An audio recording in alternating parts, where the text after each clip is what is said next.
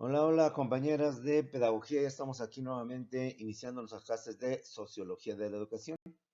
Estamos analizando pues en general en términos amplios todo lo que viene siendo la educación. Un proceso que no lo podemos limitar solamente a un enfoque, sino un proceso, a un fenómeno o una actividad que se puede ver de diferentes puntos de vista, diferentes enfoques. De esta manera ustedes están llevando o van a llevar sociología de educación, filosofía de educación, historia de educación. No descarto que también psicología de la educación, de hecho, conocimiento de la infancia, conocimiento de lo docente, no es otra cosa sino más que el aspecto psicológico y social también y biológico de la persona. Y es lo que vamos a ver justamente el día de hoy, en qué sentido o en qué forma la sociología de la educación forma parte de la pedagogía, o bien la pedagogía forma parte de la sociología. Estamos analizando a grandes rasgos también las diversas ramas en que se divide la pedagogía justamente para que a través de estos enfoques o de estos conceptos, ustedes tengan una visión más amplia, una visión más completa, una visión integral de lo que viene siendo justamente el fenómeno o el proceso enseñanza-aprendizaje, como actividad, como fenómeno y demás situaciones. Hemos visto que la pedagogía en términos generales pues, se divide en pedagogía doctrinaria o teórica y en pedagogía práctica, aplicada e instrumental.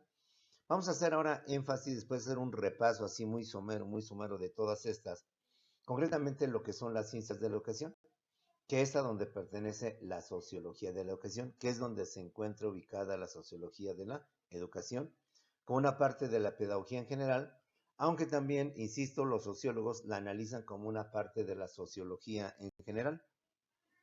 Iniciemos nuestra clase y recordemos un poquito qué son las ciencias de la educación.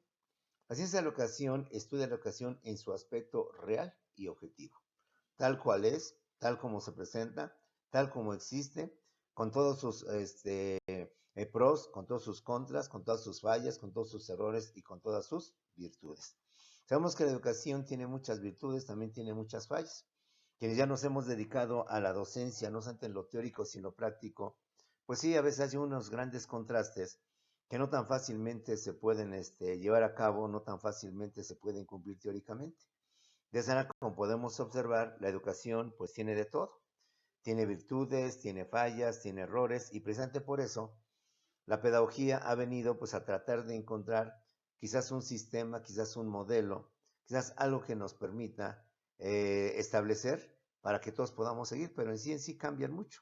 De hecho, yo que he estado en varias escuelas, te diré, pues cambian inclusive las políticas propias de cada institución, propias de cada escuela, ya no solamente en el aspecto educativo, sino incluso hasta en el aspecto administrativo, que es lo de menos. Pero sí, la forma de enseñanza, ejemplo, ¿sabe qué, maestro? Aquí está prohibidísimo dictar. Aquí no tiene usted por qué dictar. Aquí la escuela tiene sus propios libros, sus propios cuadernos. Usted tiene que basarse en eso. Y los alumnos están obligados a tener sus libros, a tener sus cuadernos, sus ejercicios, etcétera, etcétera. Entonces, de antemano te dicen aquí prohibido dictar. Hay escuelas que al revés. ¿Sabe que eso tenemos que dejar evidencia, donde se habla de evidencias, de que usted está entregando tarea, por tanto necesitamos que usted muestre en caso de que un padre venga a reclamarnos qué es lo que le está dando a los alumnos, a través de un cuaderno, a través de un libro, a través de ejercicios, a través de lo que sea, para que haya la evidencia, la demostración de que los alumnos sí están recibiendo algo. Y nos sugerían ahí también pues, solamente dejarles apuntes, dejarles resumen, síntesis, ensayos, algo que dejara como constancia. Entonces, con ese simple hecho, como puedes ver, pues cambian mucho las cosas. En unas escuelas me decían, ¿sabe? Aquí la clase la lleva el 90% del alumno. Puras exposiciones, exposiciones, que el alumno se desenvuelve, que el alumno se desarrolle. Usted nada más limítese a guiar, como dicen, a facilitar. Usted nada más limítese a un 10% de clases, ¿sí? Y en las escuelas al contrario. ¿Sabe qué, maestro? Aquí queremos que usted no abuse de los alumnos bajo el argumento de que ellos tienen que construir su conocimiento, ellos tienen que hacer esto. Usted vaya a pasarse, les empiece a dejar todos los trabajos, todas las exposiciones, todos los temas. No, no, no. Aquí queremos ver que usted exponga, malo mucho, o lo mínimo, perdón, un 50% ellos y un 50% usted. Pero aquí trabajan los dos. Trabaja usted, trabajan los alumnos. Expone usted, exponen los alumnos, etcétera, etcétera. En fin. Así es la educación, por tanto, estudia en la educación en su aspecto real y objetivo, tal cual es, tal como se presenta, tal como existe, con sus fallas, con sus errores y con lo que vienen siendo sus virtudes. Recordemos que las ciencias de la educación también estudian de forma integral y completa el fenómeno o proceso educativo. Si no se enfocan solamente al aspecto histórico, no se enfocan solamente al aspecto filosófico, sino que tratan de ver la educación como un fenómeno integral. Es decir, que tiene varias aristas, que tiene varios ámbitos, que tiene varios puntos de vista, donde podemos analizar y estudiar de forma completa, de forma total, que nos permita, por tanto, tener un mejor concepto, una mejor visualización de la educación. Es decir, yo como maestro de educación física no me puedo centrar solamente en que el deporte es lo fundamental, es lo básico. Sí es parte importante del educando, pero junto al deporte también se encuentran pues, las áreas matemáticas, las áreas sociales, etc. Tan es así que, insisto, yo he estado en carreras donde no todo es esa carrera. De hecho, ustedes, por ejemplo, están llevando historia de educación y dirán, bueno, ¿y qué tiene que ver la historia? Pues justamente entender un poquito más en su forma íntegra, en su forma completa, lo que es la educación. Muchas figuras que hoy manejamos, que hoy llevamos a cabo, tienen su origen inclusive desde la época de Roma, del Imperio Romano, de la época de los griegos. Mucha de la enseñanza o la forma en cómo se impartía la educación o la forma, las materias, el contenido que se iba a dar, ya desde los griegos, desde los romanos, ya se visualizaban este tipo de aspectos y se siguen manteniendo. Claro, ha habido enormes cambios, pero hay muchas figuras, muchas instituciones que, aunque vienen de la edad antigua, hablo de las culturas Grecia, Roma, etcétera, etcétera, siguen manejando en ese sentido. Bueno, las ciencias de la educación estudian de forma íntegra o integral y completa el fenómeno o proceso educativo en todos sus aspectos. Nada más lo vamos a ver desde un enfoque psicológico, como sería la psicología educativa, la sociología, sino vamos a globalizar todo el entorno y entender mejor el fenómeno o el proceso de enseñanza-aprendizaje. Las ciencias de la educación estudian los elementos o componentes que conforman la educación o el proceso de enseñanza-aprendizaje. En las clases de hoy vamos a ver esos elementos a grosso modo, a grandes rasgos. La educación no solamente es el maestro y el alumno.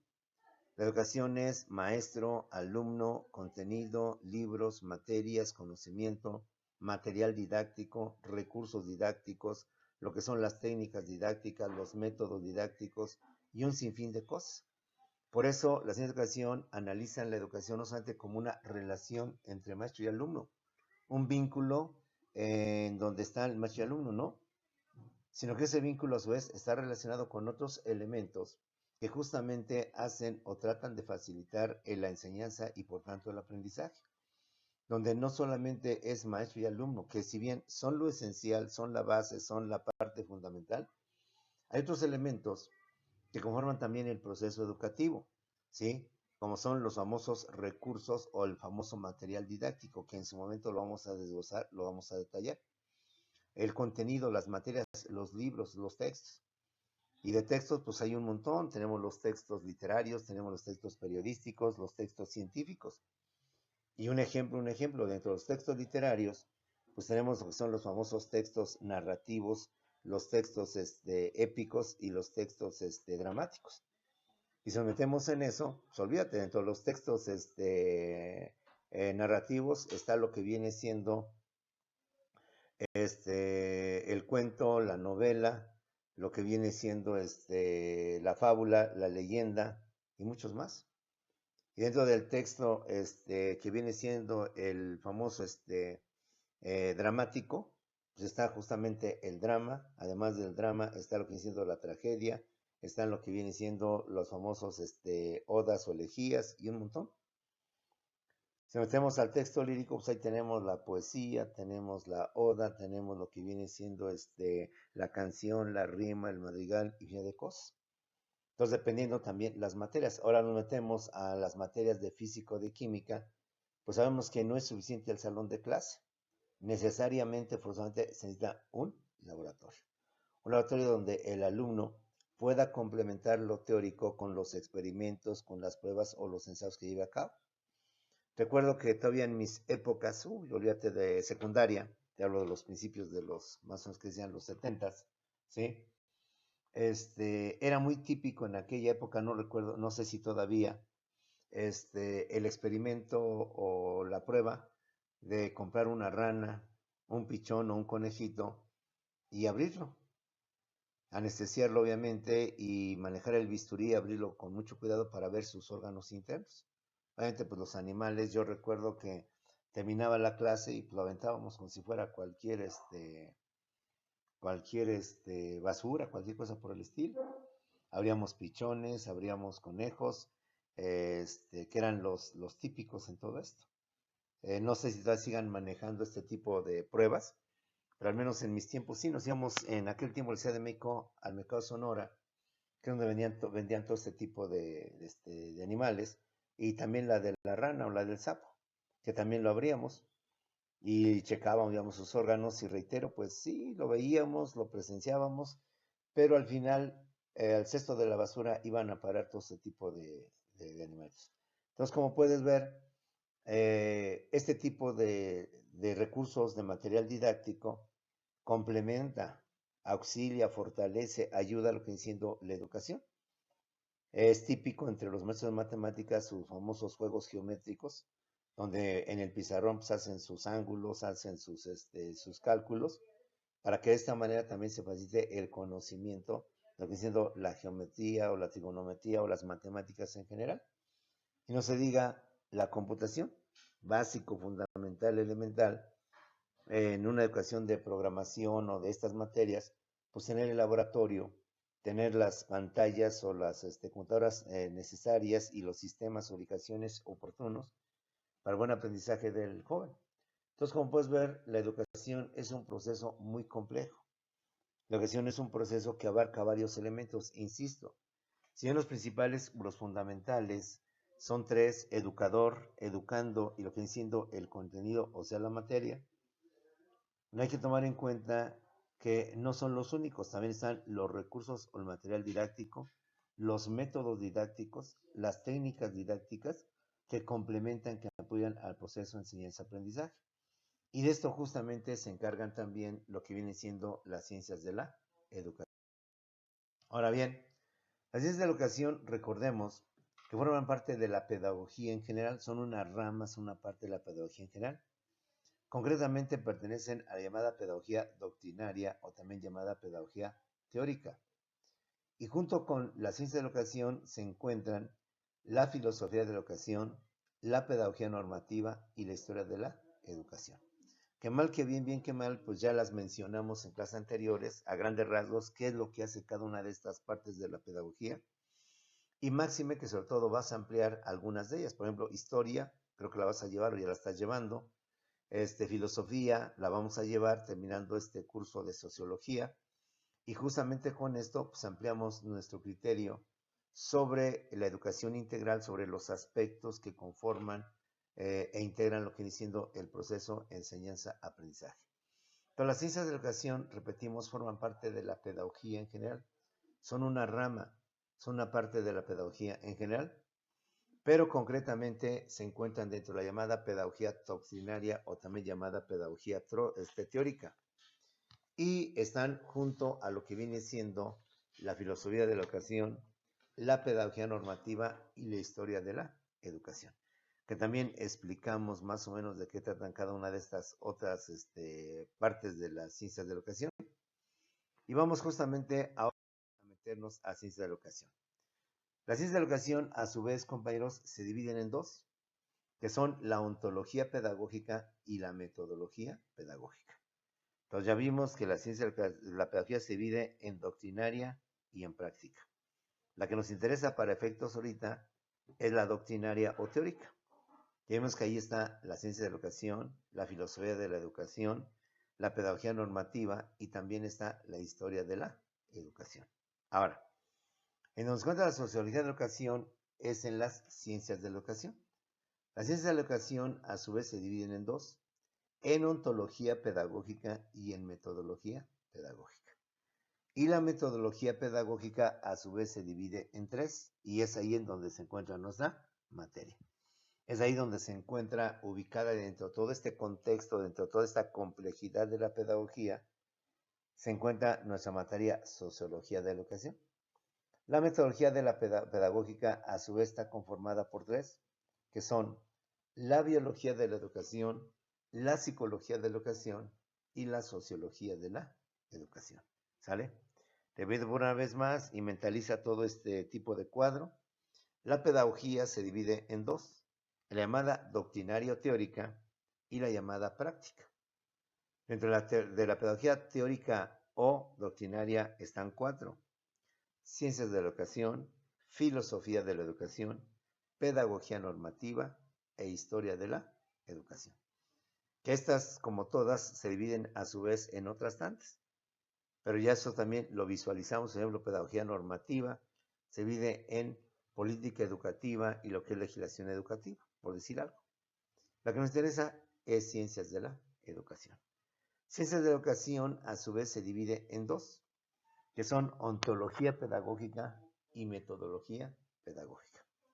Y metodología pedagógica a su vez se divide en tres, que son biología de la educación, psicología de la educación y por último sociología de la educación.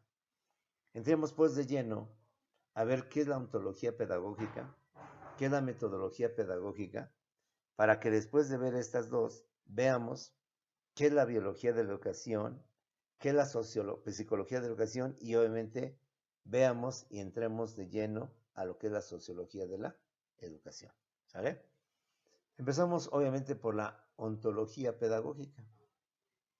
La ontología pedagógica es la que estudia la educación como un todo, como toda una unidad, sin fraccionarla o dividirla en sus partes. Trata de entender el proceso de enseñanza-aprendizaje en su complejidad, en su integridad, entendiendo que este fenómeno, este proceso, está conformado, integrado por varias partes. Pero para poder entender este proceso, no hay que fraccionar estas partes, no hay que estudiarlas por separado, no hay que dividirlas y verlas por separado, sino que hay que verlas en todo su complejo, en toda su unidad, para tener una visión más clara, una visión más completa y poder, por tanto, manejar de mejor manera lo que viene siendo la educación. ¿Sí? La ontología pedagógica, como parte de la ciencia de la educación, estudia la educación como un todo, como algo que está integrado por varios elementos. Y a pesar de que esos varios elementos están perfectamente detectados o perfectamente visualizados, para la ontología pedagógica hay que no fraccionarlos, hay que no separarlos, porque ellos al formar un todo, si estudiamos ese todo íntegro, completo, sin separar sus elementos, podemos mucho mejor entender ese fenómeno o ese proceso. Estudiar en su complejidad a la educación es la mejor manera de entenderla, la mejor manera de sobrellevarla, sin dividirla, sin fraccionarla. ¿Sí? Así lo maneja la ontología pedagógica, así lo maneja lo que viene siendo esta rama o esta parte de la pedagogía. Sin embargo, la ontología pedagógica se encuentra a la par con otra que es ni más ni menos que la metodología pedagógica. Y la metodología pedagógica viene siendo de alguna manera lo opuesto, quizás el complemento a la ontología pedagógica. ¿Por qué? Porque la metodología pedagógica es la que estudia la educación en sus partes, o sea, lo contrario, fraccionando o separando sus elementos, al educador, al educando, la materia o contenido, para estudiarlos, para analizarlos por separado. Porque al estudiarlos por separado, le damos una mayor especialización y dedicación a cada uno de estos elementos. Y de esa manera podemos integrar o conocer mucho mejor el proceso de enseñanza-aprendizaje. De esta manera, al separar la educación, el proceso de enseñanza-aprendizaje en sus elementos, damos lugar a las llamadas materias auxiliares de la educación, como son la biología, la psicología y la sociología de la educación. Entonces, pero vayas entendiendo este galimatías de la educación, del proceso de enseñanza-aprendizaje, vayas entendiendo, visualizando la forma, la manera en cómo se van integrando y cómo se visualiza la educación y cómo cada parte de la pedagogía visualiza una parte de la educación. Y cómo para la ontología pedagógica, la mejor forma de estudiar un fenómeno, ya hablemos en términos generales, es verlo en toda su globalización, verlo en todo su contexto, observando, relacionando todos y cada uno de sus elementos. Pero como vuelvo a lo mismo, usted y yo estamos dentro del área de ciencias sociales, dentro del área de ciencias humanísticas, que es muy diferente a las ciencias exactas como las matemáticas, vamos a encontrar diversidad de criterios. Es por ello que a la par de la ontología pedagógica, tenemos a la metodología pedagógica, la cual, a diferencia de la ontología, estudia la educación en sus partes, fraccionando, separando, dividiendo cada una de esas partes, cada uno de esos elementos, como son el educador, el educando, la materia o contenido, y de esta manera analizarlos por separado, entenderlos por separado, ver con mayor especialización, con mayor detalle, las funciones que desempeña cada uno de estos elementos. Y quizás al verlos por separado, porque la educación es muy compleja, quizás podamos entender mejor el proceso de enseñanza-aprendizaje. Al ver uno por uno, con sus pormenores, con sus detalles, quizás podamos tener una mejor visión que estarlo viendo de forma global. Insisto, estamos en el terreno de las ciencias sociales, donde, compañeros, pues no todos vamos a coincidir, no todos vamos a estar de acuerdo, porque esa es la esencia de este tipo de materias. El día que quizás, compañeros, todos nos pongamos de acuerdo, ese día quizás ahora lleguemos al papel del hombre perfecto, donde todos pensamos igual, queremos igual, etcétera, ¿no? Yo ahorita, como te he dicho un montón de veces, pues estoy enseñando, porque tenemos que llevar, pues obviamente, un orden, tenemos que llevar un conocimiento general global. Pero ya con el tiempo y con su experiencia y sus amplios conocimientos podrá usted, pues, cambiar. Aunque a mí tuve un maestro que me enseñó esto, pues yo en la realidad ahora siento que él estaba equivocado, siento que sus afirmaciones no eran correctas. Y esa es la esencia de estas profesiones, de estas materias. Máxime, como te he dicho, nosotros estamos trabajando sobre la conducta del ser humano. Y lamentablemente o afortunadamente no tenemos un patrón bajo el cual todos los seres humanos, todos sin excepción, nos conducimos por igual. Un ejemplo que yo pongo en las clases de derecho. Si ponemos una especie de, pues no de experimento, sino de especie de prueba, y con todo respeto le mentamos la madre a una persona, te aseguro que no todos reaccionan igual, no todos reaccionan igual. No van a reaccionar igual ante la mentada o el recordatorio de su progenitor.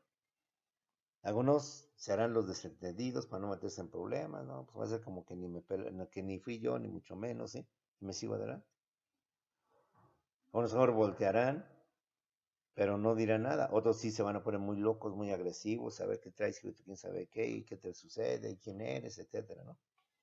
Entonces, con eso, pues vamos a entender, compañeros, lo complejo que es el terreno de las ciencias sociales, lo complejo que viene siendo eso, y lo cual no nos debe ¿cómo se llama?, de desalentar, sino al contrario, enriquecer nuestras ideas con las ideas de otro tipo de personas.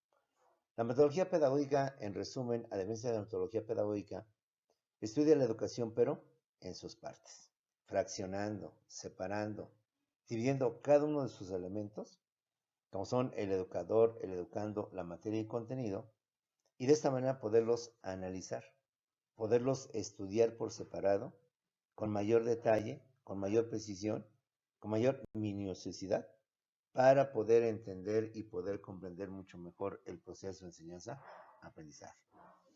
De esta manera, la metodología pedagógica, al fraccionar, al separar, al dividir las partes del proceso de enseñanza-aprendizaje, se apoya en las llamadas ciencias auxiliares de la educación. Y esas ciencias auxiliares de la educación son la biología de la educación, la psicología de la educación y lo que viene siendo la sociología de la educación.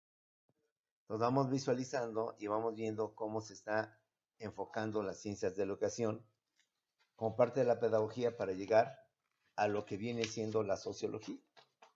Entendemos, por tanto, que la sociología o que la educación es un proceso que está integrado, conformado por varios elementos.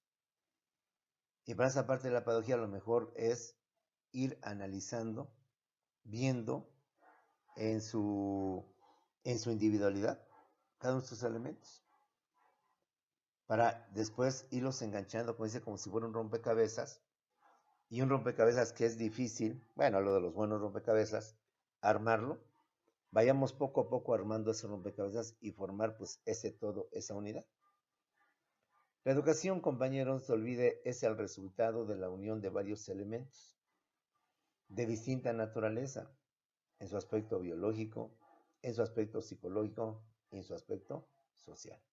Si la educación es algo que va a resultar con motivo de la combinación o con motivo de la articulación de varios elementos que la conforman, que la integran. Pero que estos elementos son de diversa naturaleza, son de diversa esencia. Pues algunos son aspecto biológico, aspecto psicológico, lo que viene siendo el aspecto social. De esta manera, iniciemos con lo que es la biología de la educación. La biología de la educación como ciencia auxiliar de todo lo que viene siendo las ciencias de la educación, estudia, analiza y explica la naturaleza evolutiva del educando, sus cambios físicos y morfológicos, así como los riesgos y peligros que implican todo ello, compañeros. Usted como maestro, ya lo que nos han enseñado siempre, pues sabemos que el proceso evolutivo del ser humano trae grandes cambios, cambios físicos, cambios que se ven inmediatamente en su aspecto físico, en su aspecto material. Y un maestro estar consciente de estos cambios que se están dando, se están llevando a cabo y que implican, como vamos a ver, en su aspecto psicológico, pues cambios también drásticos, no solamente en el aspecto físico, sino también en el aspecto emotivo, sentimental, psicológico. Sabemos que el preescolar es una edad con ciertas características y atributos que, por eso, en conocimiento de la infancia, pues solamente lo analizarás y lo harás con mayor detalle y con mayor precisión. Todo lo que implica esta etapa de nuestra vida. Ya para primaria, cuando pasamos de infantes a niños, pues ya empiezan a cambiar las cosas, empiezan a verse otros tipos de situaciones. Y entonces el niño, que ya no es un infante, ya mantiene cierto tipo de independencia, cierto tipo de autocontrol y varias cosas. Entonces, como puedes ver, hay que entender esto. ¿Por qué? Si algo se le criticó mucho a la escuela tradicional, es que en sus inicios, en sus orígenes, hablamos de la edad antigua, se pensaba que pues era lo mismo, o sea, todos los seres humanos tenían la capacidad de adquirir los conocimientos sin importar la edad, que podíamos tratar a un niño como si fuera un adulto, castigándolo, etcétera. Pero poco a poco se fue viendo que pues que esto no era posible, que cada etapa, cada edad o etapa evolutiva que tenemos debe tener ciertas características. De acuerdo con esas características, hay que ir tratando, hay que ir dosificando el conocimiento, el aprendizaje del joven, del ser humano, ya no hablamos del joven, del ser humano en general. Cuando el niño deja la primaria, está viviendo el proceso de niño a joven, y viene toda la pubertad. Vienen otros cambios, aún todavía dicen por ahí la gente, pues un poco más dramáticos, más especial, porque entonces vienen otro tipo de sentimientos, otro tipo de cambios también físicos. Cambios físicos que inclusive trastornan a las personas, que alteran a lo que vienen siendo las personas, ¿sí? Entonces, como puedes ver, esta parte como ciencia auxiliar de la biología nos ayuda a los maestros para entender el nivel en que nos encontramos, el nivel en que estamos, el estatus en que estamos. Y tomar en cuenta que si estoy tratando con adultos, no digo que estar tratando con niños. Estoy tratando con niños, no digo que estar tratando con pubertos, con adolescentes o con jóvenes. Y tratar con jóvenes o con pubertos, con adolescentes, no digo que estar tratando con infantes. Y tratar de entender cada etapa en términos generales o lo más que se pueda, pues es fundamental. Por eso en algunas escuelas de pedagogía, como es el caso de tu escuela, pues llevan conocimiento de la infancia, no descarto que al rato conocimiento del adolescente, conocimiento del joven, en fin, porque te recuerdo que sobre estas etapas no hay no hay acuerdo universal. Algunos autores hablan, todos se ponen de acuerdo en infancia y en niñez, y de hecho algunos hablan que nada más es niñez, que no hay infancia, pero bueno. Después viene ahí el gran problema, viene pubertad, viene adolescencia y viene juventud. Pero hay autores que hablan nada más de adolescencia y juventud. Y hay autores que nada más hablan de pura juventud y nos dicen que la juventud se divide en adolescencia y juventud propiamente dicha. Entonces, sobre eso vamos a olvidarnos. Para efectos de clase, pues manejamos lo que es infancia, después de infancia niñez, después de niñez lo que es la pubertad, después de pubertad lo que es adolescencia, después de adolescencia lo que es la juventud. Aunque te insisto, algunos autores dicen que pubertad y adolescencia vienen siendo lo mismo, o que juventud está conformada por dos. Una, primero que es la pubertad en su inicio y después la adolescencia. Entonces, como no hay un acuerdo, vamos a dejarlo de esta manera, ¿sí? Ya vuelvo a repetir con el tiempo, pues tú asumirás a lo mejor un criterio personal y tú podrás decir con todo el conocimiento y con toda la causa, pues que en lo personal para mí estas son las etapas. Estos son y se acabó el asunto. Como te decía, ya para los adultos mayores, tampoco los autores se ponen de acuerdo sobre qué es la longevidad. Obviamente es la última etapa previa a nuestra muerte, que es la etapa última, la etapa evolutiva última del ser humano. Para algunos autores, la longevidad empieza a partir de los 90 años. A los 90 años ya somos longevos. Ya superamos la vejez, la senectud y la ancianidad. Ahora entramos a la longevidad. Pero los autores sostienen no, que la longevidad empieza hasta los 100 años. Solo cuando la persona llega a tener los 100 años y más de los 100 años, entonces ya hablamos de una persona longeva. Bueno, la biología de la educación, compañeros, estudia, analiza, explica la naturaleza evolutiva del educando, sus cambios físicos y morfológicos, así como los riesgos y peligros que implica. De esta manera, usted y yo mucho mejor lo hemos sabido como estudiantes, como lo que, bueno, usted es muy joven, como yo alguna vez lo fui, estos cambios. Los cambios físicos o morfológicos conforme a su proceso evolutivo. Entre los muchos cambios, la aparición del vello facial, del vello axilar y del vello púbico. Crecimiento de los genitales, caderas, senos, la aparición de la menstruación en las mujeres, voz más grave en los hombres, ensanchamiento de hombros, en ambos el despertar y la atracción sexual converso. En las mujeres, voz más aguda, caderas más anchas, escaso vello corporal, crecen los pechos, crece el vello en las axilas y en las pubis.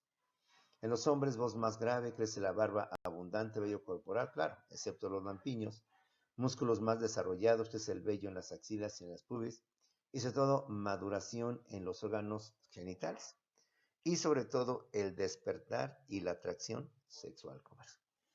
Y con todo respeto, sabemos que la menstruación en la mujer pues trae muchas implicaciones, cólicos, irritabilidad, cambio de humor, etcétera.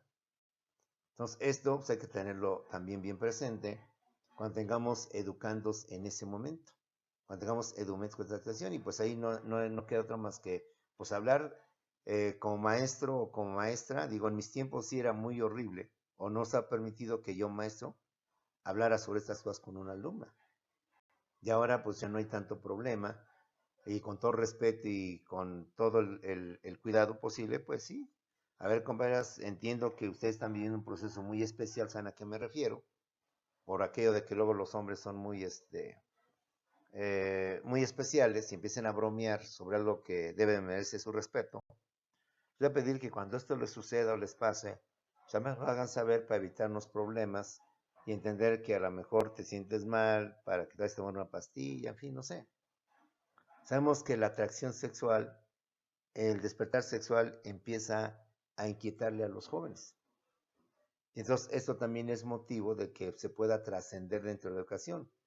Digo, en los grupos mixtos, escenas típicas de los jóvenes enamorados de un salón de clase.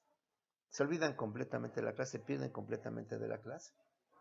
Están en su mundo bonito, en su mundo precioso. Solamente eso sí trastoca, altera. Entonces hay que tener la sutileza para también pues, saber cómo manejar las cosas. Hay escuelas donde se permite esto, hay escuelas donde no se permite, escuelas donde, vuelvo a repetir, en tantos años que he estado en escuelas, pues han dicho, maestro, cuando veo una parejita, sepárelos. Alguien empiecen ahí con su romance en su clase, sepárelos. A ver, joven, pásate para allá, cómete para allá. Y para que no sea tan directo, pues cambia otras personas, tú también para allá y tú también para acá. Y usted ubica a sus alumnos, ya sabe quién o cómo están, pues en fin, en fin. Hay escuelas donde te dicen que no, que ya los grupos están alineados, los alumnos ya están bien en sus lugares, que no tienes que hacer ningún cambio, en fin, hay de todo. Sabemos que el proceso evolutivo implica grandes cambios físicos o morfológicos. Conforme a su proceso evolutivo, aparición de vello facial, axilar y púbico, crecimiento de los genitales, caderas, senos, menstruación en las mujeres, voz más grave en los hombres, ensanchamiento de hombros en los hombres, el despertar y la atracción sexual. Y obviamente esto, bueno, ahorita que terminemos, nos lleva a los riesgos y peligros que implica toda esta expresión, porque toda etapa evolutiva tiene sus riesgos y sus peligros. Cuando son infantes, pues el riesgo de que se nos caigan, el riesgo de que se metan a su boca cosas que les pueden causar algún daño, inclusive una asfixia, ¿sí? Y cuando son niños, aún así también todavía ocurren ese tipo de situaciones, la falta de conocimiento que pueden fácilmente ser engañados, fácilmente pueden ser objeto de alguna mala acción. En fin, tenemos lo que diciendo la psicología de la educación. La psicología de la educación, compañeros, describe la conducta o el comportamiento del educando. De hecho, recuerda que la psicología en general lo que estudia es la conducta, el comportamiento de los seres humanos. Porque lamentablemente o afortunadamente, pues todos somos muy diferentes. Y se entiende que los que somos de familias diferentes, pues somos diferentes. Porque obviamente tu familia, mi familia y la familia de tus compañeros son diferentes.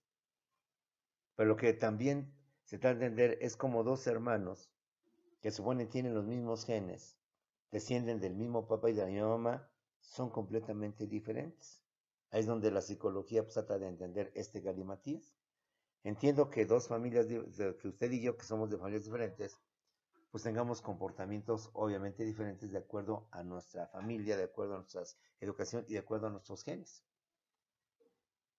Pero es escena típica que en una familia el hijo mayor pues salió estudioso, responsable, aplicado, lo que tú quieras. Y el segundo hijo pues salió desastroso, extrovertido, flojonazo, lo que tú quieras. En fin, la psicología de la educación describe la conducta o el comportamiento del educando, conforme a su proceso evolutivo, sus cambios anímicos, emocionales, irritabilidad, ¿sí? Rebeldía, agresividad, depresión, incomprensión, suele darse mucho en esta etapa. De hecho, dicen que los cambios físicos conllevan a los cambios psicológicos. En el caso, yo con mucho respeto de la dama, con su menstruación, pues llega a cambiar con los cólicos, se siente muy sensible, se siente muy irritable, en fin. El noviazgo que empieza a despertar en ese momento, pues va a causar también trastornos en el joven, el que se haya peleado con su novia, con su novio, el que no se hablen, pues nos conlleva todo eso. Entonces, como puedes ver, es importante entender o al menos comprender un poco de esto, de cómo estas ciencias auxilian a la educación, cómo la apoyan, para poder entender mejor el proceso de enseñanza-aprendizaje, para poder entender mucho mejor lo que viene siendo este tipo de situaciones. La psicología de la educación, por tanto, describe la conducta, el comportamiento del educando. Conforme a su proceso evolutivo, sus cambios anímicos o emocionales, diríamos mentales o psicológicos, donde se presentan muchos de ellos: irritabilidad, desolación, rebeldía, agresividad, depresión, incomprensión, se apartan ellos, etcétera, etcétera. De alguna manera la psicología nos apoya, nos ayuda y nos hace ver, y nosotros como otros hay que entender esta situación. Tratar con infantes, tratar con niños, tratar con pubertos, con adolescentes y con jóvenes, es tratar de entender el momento en que se encuentran ellos viviendo. De antemano, si vas a tratar con infantes, pues ya sabes. Como dicen, pues como niñera, como niñera. No, Pablito, siéntate a ver, no, Carmelita, no, estate quieta, no hagas eso. Ya con jóvenes, pues ya es cambio un poco, pero pues entender, a ver, joven, que te veo muy inquieto en clase, ¿qué es lo que tienes? ¿Qué pasa contigo? O sea, ¿qué problemas tienes? Veo que nada más andas para allá, para acá, o que no pones atención. Si en algo te puedo ayudar, digo, si me tienes confianza, algún problema en tu casa, problemas con alguien, quieres que te lleve con el orientador, con la orientadora, con el lector, no sé. Te veo muy triste, perdóname, te respeto tu vida privada, no me quiero meter, pero quisiera saber si tienes algún problema fuerte y si en algo te puedo ayudar o te puedo llevar con la orientadora o con alguien para que le platiques, porque pues no veo que tu tristeza sea normal. Entiendo que un día vengamos tristes, eso yo hasta a veces he venido, pero ya llevas 3 días que te veo con la misma actitud y esto obviamente se está reflejando en que pues, ahorita no has llegado ni tareas, en fin. Ya con el tiempo usted sabrá mucho mejor manejar y precisamente estas materias nos ayudan, nos apoyan, nos auxilian para tratar de entender este mundo tan complejo de lo que es la educación. Tenemos a la sociología de educación que vamos a ampliar en la siguiente clase, que es la que estudia el ambiente o entorno en que se desenvuelve el educando. Lo dijimos desde la primera clase, los seres humanos no somos seres aislados, no somos seres apartados. Por naturaleza y por esencia somos seres sociales, que necesariamente, que forzosamente tenemos que convivir, tenemos que relacionarnos con otras personas, porque difícilmente existe el hombre ermitaño, salvo casos muy esporádicos y muy excepcionales. Porque muy difícil existe el ser que agarra sus cosas y se va a la montaña, se va al cerro, se va al desierto, se va no sé a dónde, donde él solito esté y nadie esté a su alrededor. Puede haberlos, si los hay, pero uno que otro, pero esa es la excepción muy especial, pero en cambio la regla general es que todos somos sociales. Nos guste o no nos guste, sepamos o no sepamos, tenemos que vivir en sociedad. Vivir en sociedad no necesariamente significa que hablemos con todas las personas, las conozcamos, sepamos su nombre, no.